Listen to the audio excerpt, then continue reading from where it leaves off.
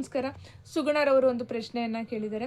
Madam, ಈಗ ನಿಮ್ಮ ಹತ್ರ ನಾವು ಪ್ರಶ್ನೆಯನ್ನು ಕೇಳಬೇಕು, ಶಾಸ್ತ್ರವನ್ನು ಕೇಳಬೇಕು ಅಂತ ಹೇಳಿದಾಗ ಜಾತಕ ಇರೋದಿಲ್ಲ ನಮ್ಮ ಹತ್ರ, ಡೇಟ್ ಆಫ್ ಬರ್ತು ಇರಲ್ಲ, ಈ ಥರದ ಮಾಹಿತಿ ನಮ್ಮ ಹತ್ರ ಏನೂ ಇರಲ್ಲ. ಆದರೆ ಸಮಸ್ಯೆಗಳಿಗೆ ಮೂಲ ಏನು ಅಂತೇಳಿ ತಿಳ್ಕೊಬೇಕು ಅಂತೇಳಿ ಒದ್ದಾಡ್ತಾ ಇರ್ತೀವಿ. ಆದರೆ ನೀವು ಈ ಥರದ ಒಂದು ಮಾಹಿತಿ ಕೊಟ್ಟರೆ ಒಳ್ಳೆಯದು ಅಂತೇಳಿ ಹೇಳ್ತೀರಾ. ಅದೇನು ಇರೋದಿಲ್ಲ, ಆದರೆ ಹೇಗೆ ನಮ್ಮ ಸಮಸ್ಯೆಗಳಿಗೆ ಈ ಒಂದು ಮೂಲವನ್ನು ತಿಳ್ಕೊಳ್ಳೋದು ಅಂತ ಒಂದು ಪ್ರಶ್ನೆಯನ್ನು ಕೇಳಿದ್ದಾರೆ. ನೋಡಿ, ಕೆಲವೊಂದು ಸಂದರ್ಭದಲ್ಲಿ ಈ ಥರ ವ್ಯಕ್ತಿಗಳನ್ನು ಕೂಡ ಇರ್ತಾರೆ. ಈಗ ದೊಡ್ಡವರು ಸರಿಯಾದ ಒಂದು ಟೈಮಿಂಗ್ಸ್ ಇಟ್ಟಿರೋದಿಲ್ಲ, ಡೇಟ್ ಆಫ್ ಬರ್ತ್ ಇಟ್ಟಿರೋದಿಲ್ಲ, ಜಾತಕನೂ ಕೂಡ ಬರ್ಸಿರೋದಿಲ್ಲ. ಅಂಥ ಒಂದು ಸಂದರ್ಭದಲ್ಲಿ ನಿಮ್ಮ ಹೆಸರು ಬಲದ ಮುಖಾಂತರವಾಗಿ ಮತ್ತು ದೇವರ ಹೆಸರು ಬಲ ಮತ್ತು ನಿಮ್ಮ ಮನೆ ದೇವರು ಯಾರು ಇರ್ತಲ್ಲ ಅವ್ರ ಹೆಸರು ಕೇಳಿಬಿಟ್ಟು ಆ ಒಂದು ದೇವರ ಆಧಾರಿತವಾಗಿ ಕೆಲವೊಂದು ಪ್ರಶ್ನೆಯನ್ನು ನೋಡಿದಾಗ ಅದರಲ್ಲಿ ರೂಟ್ ಕಾಸು ಗೊತ್ತಾಗ್ತಾ ಹೋಗುತ್ತೆ.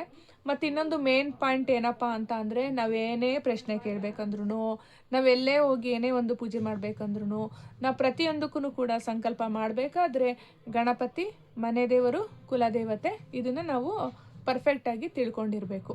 ಪರ್ಫೆಕ್ಟಾಗಿ ತಿಳ್ಕೊಂಡಿದ್ದಾಗ, ಯಾಕೆಂದರೆ ಈಗ ನಾವು ಎಲ್ಲೋ ಒಂದು ಕಡೆ ವಾಸ ಮಾಡ್ತಿರ್ತೀವಿ, ಅಲ್ಲಿರ್ತಕ್ಕಂಥ ಗ್ರಾಮ ದೇವತೆನೋ ಅಕಸ್ಮಾತ್ ಅವ್ರನ್ನೇ ನಮ್ಮ ಮನೆ ದೇವರು ಅಂತೇಳ್ಬಿಟ್ಟು ಅಂದ್ಕೊಂಡಿರ್ತೀವಿ. ಆದರೆ ನಮ್ಮ ಪೂರ್ವಜರು ಯಾರು ನಡೆಸ್ಕೊಂಡು ಬಂದಿರ್ತಾರಲ್ವ, ಕುಲದೇವತೆ ಮತ್ತು ಮನೆ ದೇವರು, ಅಲ್ಲೇನಾದರೂ ಪೂಜೆ ನಿಂತೋಗಿದ್ದಂಥ ಸಂದರ್ಭದಲ್ಲೂ ಕೂಡ ಅಷ್ಟೇ ನಿಮಗೆ ಇಂಥ ಸಮಸ್ಯೆಗಳೆಲ್ಲ ಎದುರಾಗ್ತಾ ಹೋಗುತ್ತೆ.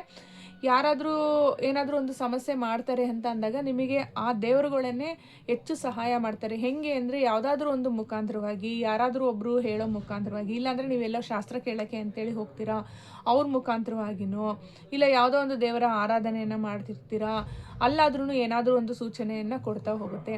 ಅಕಸ್ಮಾತ್ ನೀವು ಕುಲದೇವತೆಯ ಆರಾಧನೆ ಏನಾದ್ರೂ ಸ್ಟಾಪ್ ಮಾಡಿದ್ರೂ ಕೂಡ ಅಷ್ಟೇ, ಅಲ್ಲಿ ಕುಲದೇವತೆ ಏನಾದ್ರೂ ನಿಮ್ಮ ಮೇಲೆ ಏನಾದರೂ ಕೋಪಗೊಂಡಿದ್ರು ಕೂಡ ಅಷ್ಟೇ, ಈಗ ನಿಮ್ಮ ಮೂಲ ಸಮಸ್ಯೆ ಏನು ಅಂತೇಳಿ ಅದು ತಿಳಿಸ್ಕೊಡ್ತಾ ಇರೋದಿಲ್ಲ.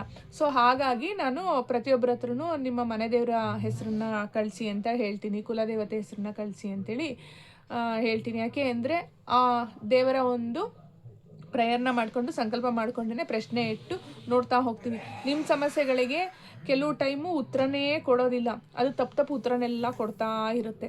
ಸೊ ಹಾಗಾಗಿ ಅದನ್ನು ಕರೆಕ್ಟಾಗಿ ಚಾಚೂ ತಪ್ಪದೇ ಸ್ಟೆಪ್ ಬೈ ಸ್ಟೆಪ್ಪು ನೋಡ್ಕೊತಾ ಹೋಗಬೇಕು. ಒಂದು 5-6 ಥರ ಪ್ರಶ್ನೆಯನ್ನು ಕೇಳಿದಾಗ ಆ ಒಂದು ರೂಟ್ ಕಾಸು ಗೊತ್ತಾಗ್ತಾ ಹೋಗುತ್ತೆ. ಅಂದರೆ ನೀವು ನಿಮ್ಮ ಸಮಸ್ಯೆಯನ್ನು ಹೇಳ್ಕೊಂಡಾಗ ಅದನ್ನು ಟ್ಯಾಲಿ ಮಾಡಬೇಕಾಗುತ್ತೆ. ಈಗ ಮನೆ ದೇವರು, ಕುಲದೇವತೆ ನಾವು ಅದರ ಒಂದು ಒಪ್ಪಿಗೆ ತೊಗೊಂಡೇ ಆ ಪ್ರಶ್ನೆಯನ್ನು ಇಟ್ಟು ನೋಡ್ತಾ ಇರ್ತೀವಿ. ಅದರಲ್ಲೂ ಕೂಡ ಅಷ್ಟೇ ರೂಟ್ ಕಾಸನ್ನ ನೋಡ್ತಾ ಹೋಗ್ಬೋದು. ಮತ್ತು ನಾನು ಹೇಳೋದು ಇಷ್ಟೇ, ಮನೆ ದೇವರು, ಕುಲದೇವತೆ ಮತ್ತು ನಾಗನ ಆರಾಧನೆಯನ್ನು ಮಾತ್ರ ಯಾವುದೇ ಕಾರಣಕ್ಕೂ ತಪ್ಪಿಸ್ಬಾರ್ದು.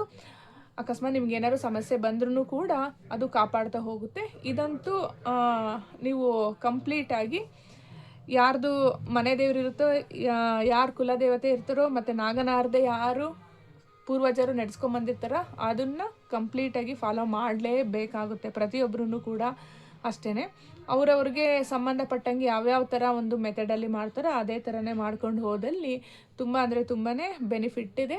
ಮತ್ತು ರಕ್ಷಾ ಕವಚದ ರೀತಿಯಲ್ಲಿ ಅದು ಕೆಲಸ ಮಾಡುತ್ತೆ. ನಿಮಗೆ ಸೂಚನೆಯನ್ನು ಕೊಡುತ್ತೆ, ಈ ಥರ ಆಗುತ್ತೆ, ಹಿಂಗಾಗುತ್ತೆ, ನಿಮ್ಮ ಮನಸ್ಸಲ್ಲೇ ಗೊತ್ತಾಗೋಗ್ಬಿಡುತ್ತೆ. ಹೌದಪ್ಪ, ಏನೋ ಒಂಥರ ಸಂಕಟ ಆಗ್ತಾ ಇದೆ, ಹಾಗೆ ಹೀಗೆ ಅಂಥೇಳಿ ನಿಮಗೆ ಗೊತ್ತಾಗ್ತಾ ಹೋಗುತ್ತೆ. ಈಗ ಒಂದು ಉದಾಹರಣೆ ಕೊಡಬೇಕು ಅಂತ ಅಂದರೆ, ನಿಮ್ಮ ಮಕ್ಕಳು ಏನಾದರೂ ಎಲ್ಲಾದರೂ ಸಂಕಟ ಪಡ್ತಿದ್ರೆ ಈಗ ನಿಮಗೆ ಗೊತ್ತಾಗುತ್ತೆ ಅಲ್ವಾ, ಕರಳು ಬಳ್ಳಿ ಅಂತ ಹೆಂಗೆ ಹೇಳ್ತಾರಲ್ವಾ, ಏನೋ ಒಂಥರ ಫೀಲ್ ಆಗೋದು ಆ ಥರ ಎಲ್ಲ ಆಗುತ್ತಲ್ವಾ, ಅದೇ ಥರನೇ ಇದು ಕೂಡ ಅಷ್ಟೇ. ದೇವರುಗಳು ನಿಮ್ಮನ್ನು ರಕ್ಷಿಸ್ತಾ ಹೋಗ್ತಾರೆ, ಅದೇ ಥರ ಅವ್ರಿಗೂ ಕೂಡ ಫೀಲ್ ಆಗ್ತಾ ಇರುತ್ತೆ. ಆ ಒಂದು ಫೀಲ್ ಏನಿದೆ ಅಲ್ವಾ, ಅದು ನಿಮಗೂ ಕೂಡ ತಾಗುತ್ತೆ. ಇದು ಪ್ರತಿಯೊಬ್ಬರಿಗೂ ಕೂಡ ಆಗುವಂತಹ ಅನುಭವ. ಪ್ರತಿಯೊಬ್ಬರೂ ಕೂಡ ಇಂತಹ ಅನುಭವವನ್ನು ಅನುಭವಿಸೇ ಇರ್ತೀರ. ಸೊ ಹಾಗಾಗಿ ಮನೆ ದೇವರು, ಕುಲದೇವತೆ, ನಾಗರ ಆರಾಧನೆಯನ್ನು ಮಾಡೋದನ್ನು ಮರಿಬೇಡಿ. ಮತ್ತು ಪ್ರಶ್ನೆ ಕೇಳಬೇಕು ಅಂತ ಅಂದಾಗ್ಲೂ ಕೂಡ ಅಷ್ಟೇ, ಡೇಟಾ ಬರ್ತೇ ಬೇಕು, ಜಾತಕನೇ ಬೇಕು ಅಂತ ಏನಿಲ್ಲ. ಈ ಮನೆ ದೇವರು ಮತ್ತು ಕುಲದೇವತೆ ಅವ್ರದ್ದೊಂದು ಒಪ್ಪಿಗೆ ಮೇಲೂ ಕೂಡ ಪ್ರಶ್ನೆ ಇಟ್ಟು ನೋಡ್ಬೋದು, ನಿಮ್ಮ ಸಮಸ್ಯೆಗೆ ಮೂಲವನ್ನು ತಿಳ್ಕೊಬೋದು. ನಮಸ್ಕಾರ.